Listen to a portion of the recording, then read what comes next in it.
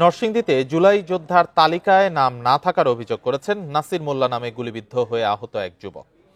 দুপুরে ভগীরথপুর এলাকায় এক সংবাদ সম্মেলনে এই অভিযোগ করেন তিনি। এ সময় নাসির মোল্লা জানান, গত বছরের 19শে জুলাই মাধবদী বাস স্ট্যান্ড এলাকায় আন্দোলনে গিয়ে হাতে ও পায়ে গুলিবিদ্ধ হন তিনি। বান্ডেল থাকলে প্রতি সেনমানিতে টাকা বাঁচবে। বিকাশ সেনমানি বান্ডেল কিনে জিতুন প্রতি লেনদেনে। এরপর সদর হাসপাতালে চিকিৎসা নেন। পরবর্তীতে জুলাই যোদ্ধার সরকারি তালিকা তৈরির সময় একমাত্র সন্তানের মৃত্যুর কারণে প্রশাসনের সাথে যোগাযোগ করতে পারেননি, ফলে তালিকায় তার নাম ওঠেনি। পরে আহত হওয়ায় প্রয়োজনীয় সব তথ্য প্রমাণ সহ প্রশাসনের সাথে যোগাযোগ করা হলেও এখনো কোনো পদক্ষেপ নেওয়া হয়নি। তালিকায় নাম অন্তর্ভুক্ত করে প্রয়োজনীয় সম্মান দেওয়ার দাবি জানান নাসির মোল্লা।